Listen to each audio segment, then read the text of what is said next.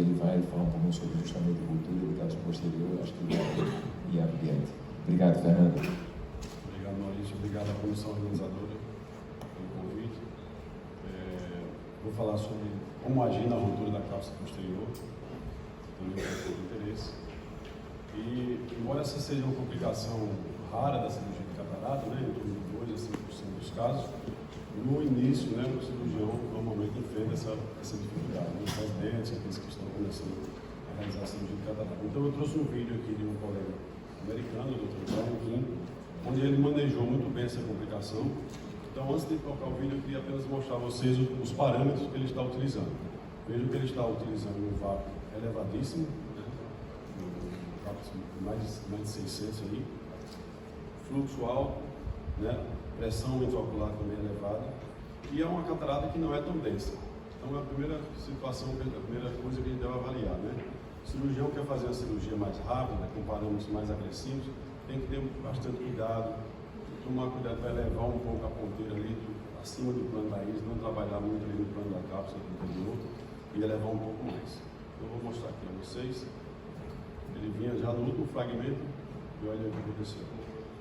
Quando tocou no vácuo ali, talvez tenha tocado muito de leve, mas o vácuo estava muito alto, estava mantendo um pouco mais abaixo do que deveria, e daí rompeu a cápsula. Nesse momento, o que a gente deve fazer? A primeira coisa é parar, né? Respirar um pouco, respira fundo, e vamos procurar controlar os danos. E aí, o que a gente deve fazer? Manter a caneta do fragmentificador na câmara anterior, entra com o viscoelástico, preenche a câmara anterior com viscoelástico, enquanto você está ali respirando e analisando a situação. Isso vai te ajudar a evitar o colapso do vídeo para a câmara anterior, assim também como vai minimizar a progressão do tamanho da ruptura. Então aí, vejam que é o que ele fez, né?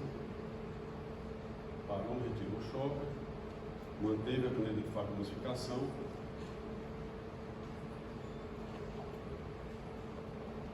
E aí pegou o viscoelástico com a mão esquerda. Essa manobra também é um pouco difícil de fazer, mas a gente tem que estar preparado para realizá-la.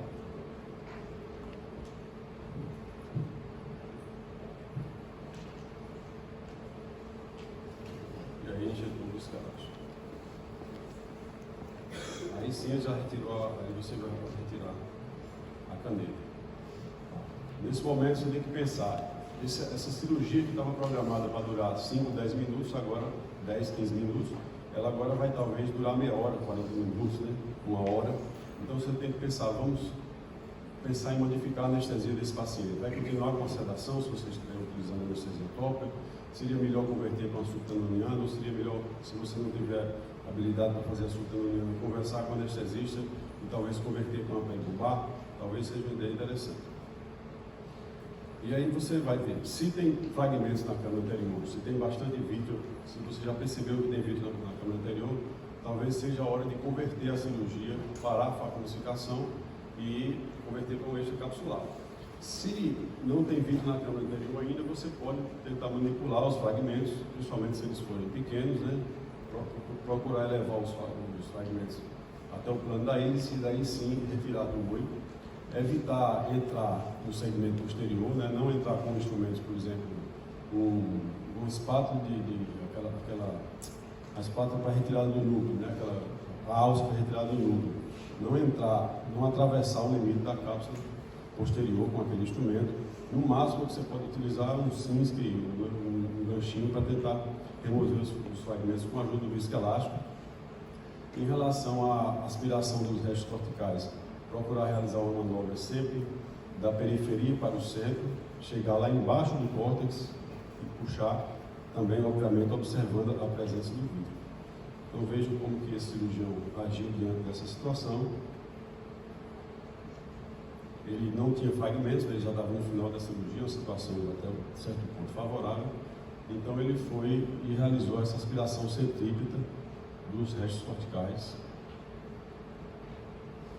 Fluiu bem, até o momento ele não tinha percebido chegada do vítreo, não tinha vítreo na câmara anterior até esse momento. No entanto, quando ele vai aspirar aí perto da ruptura, aí sim ele observa que o vítreo prendeu aí na ponta da ilha. Vê o vídeo, então você já vai pensar, aqui eu vou ter que realizar uma vitrectomia anterior.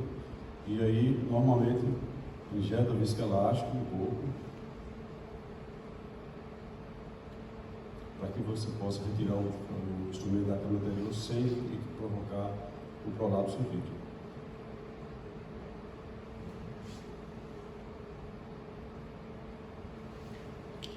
Aí vamos trabalhar a ruptura. É uma ruptura pequena, é uma ruptura que está circunferencial, circular. Aquela ruptura está estável, né? Se não estiver estável, procura torná-la estável. Então, a gente encoraja o cirurgião a tentar criar uma cápsula-rex posterior com a ajuda do viscoelástico e, obviamente, se não tiver muito vítreo na câmara anterior. Se o vítreo impedir essa manobra, aí você realmente vai ter que partir direto para a vitrectomia anterior. Lembrar também o uso da triancinolona, né? A triancinolona é um inflamatório e um excelente corante para o vítreo. Tem estudos comprovando que você não tem efeitos colaterais importantes, como por exemplo, que a gente receia, aumento importante da pressão exocular no pós-operatório. Não, os estudos são favoráveis em relação a isso, e você até diminui a chance de complicações como edema macular, por exemplo. Então a triancinolona deve ser utilizada como corante do vítreo. Então, voltando para a situação aqui da cirurgia, ele tentou realizar a cápsula posterior, né, uma cápsula-rex posterior, para tornar essa ruptura mais regular. O ideal é que essa ruptura, essa cápsula-rex seja pequena e bem centrada, porque aí vai permitir que você faça depois um implante da lente no saco capsular ou até mesmo uma captura da zona óptica, posicionando a lente também a zona óptica no saco capsular, né, que é uma manobra bastante interessante, porque você não vai ter alterações biométricas no resultado. Então ele conseguiu realizar a cápsula posterior, mas vejam que a cápsula-rex ficou muito grande. Então esse foi muito bom, porque controlou a situação, mas você vai ter que fazer a vitrectomia e provavelmente não vai dar para implantar essa lente no saco capsular e talvez também não deva fazer a captura. Em relação à vitrectomia anterior, lembrar, né, de eliminar o vítreo das incisões. E uma informação importante é essa que vocês veem aí nesse slide à direita e acima. O plano de irrigação deve ser a altura da íris. Normalmente no plano da íris você deve fazer a irrigação quando estiver realizando uma vitrectomia anterior. E a sonda de corte deve estar no plano da cápsula posterior, sempre irrigando acima da sonda de corte, porque você vai dessa maneira evitar também mais prolapso para a câmara anterior e evitar de hidratar o vítreo.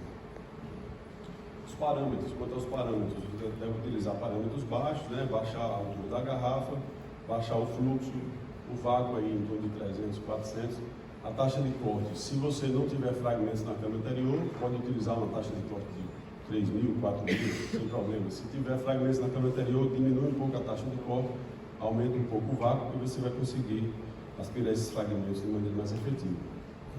Então aí a gente observa a abordagem dele, ele fez uma peritomia conjuntival, esclerotomia ele utilizou um esclerótomo de 23 graus. Essa abordagem é bastante interessante porque você trabalha com a sonda de vitrectomia assim, com mais conforto no plano da cápsula posterior, né? E os estudos mostram que a vitrectomia, quando é realizada via pascana, a vitrectomia anterior via pascana, ela proporciona uma recuperação visual mais rápida, embora os resultados visuais não sejam diferentes de uma vitrectomia puramente anterior. Mas aí você tem a vantagem de uma recuperação mais tranquila para o paciente. Vejam que ele está realizando uma vitrectomia muito bem, a irrigação aí na paracentese e o corte no plano da cápsula posterior. Essa manobra você tem que assim, fazer sem pressa, né, com cuidado, observando se ainda tem vítreo. Nesse momento, se você usar a triacinolona, vai te ajudar, tá? Aí ele não utilizou, mas a gente recomenda que use a triacinolona. E ele conseguiu implantar a lente no subciliar, sem maiores dificuldades. E, ao nosso ver, ele manejou muito bem essa complicação, o paciente com potencial para a visão de 20/20, cirurgia bem sucedida. Muitas vezes a gente não consegue realizar todas essas manobras, né? Muitas vezes o cirurgião, talvez porque ficou muito apreensivo na hora, ou mesmo talvez porque não tem o instrumento ideal naquele momento. Então, nesse momento, você tem que ter um pouco de humildade, né? E ver que ali não é a melhor situação para o paciente você ficar manipulando com tesoura de Vannas, por exemplo, e parar e encaminhar o paciente, tá? Isso é uma decisão que é difícil de tomar às vezes, mas a gente tem que pensar no melhor para o paciente, obviamente. Uma coisa importante também, em relação a quando você está concluindo a cirurgia, se tiver muito vítreo na câmara anterior, mesmo que você tenha suporte para implantar a lente no sulco, melhor não implantar, tá? Porque você vai manipular vídeo, você aumenta bastante a chance de ruptura. Se você tiver fragmentos grandes de núcleo, né, maior do que um terço do núcleo, também mergulhado em câmara posterior, também a gente sugere que não implante a lente intraocular, porque isso vai, muitas vezes você não tem a lente apropriada naquele momento, você vai implantar uma lente de peça única e pode causar problemas depois para o paciente, vai proporcionar uma cirurgia muito mais traumática. Aqui é um caso de um paciente que nos foi encaminhado, o cirurgião parou quando veio muito vítreo na câmara anterior e encaminhou para a gente fazer uma vitrectomia anterior e um implante secundário. Então, aí vocês observam a vitrectomia interior biotascana, a gente aí está desfazendo as sinéquias com a espátula, você pode fazer várias incisões, não tem problema fazer uma paracentese de um lado e uma paracentese do outro, isso vai ajudar bastante na manipulação e você consegue desmanchar bem, desfazer essas sinéquias. A gente usa também o vitreólogo pelo segmento anterior, para poder concluir a vitrectomia anterior, e fez uma fixação escleral de uma lente de 3 peças, sem maiores dificuldades. O paciente teve um bom resultado, vejam aí o resultado anatômico e também funcional. Esse aqui também é um outro caso, em que houve ruptura da cápsula, o cirurgião insistiu em continuar a cirurgia, e resultou numa lente de peça única na cavidade vítrea. Então, a gente teve que fazer uma vitrectomia que poderia ter sido evitada, né? Poderia ter sido feita uma vitrectomia anterior e não posterior, mas aí fizemos vitrectomia posterior, explante da lente de peça única e implante de uma lente de 3 peças no sulco ciliar, sem maiores dificuldades. Acho que é isso, porque o tempo já esgotou.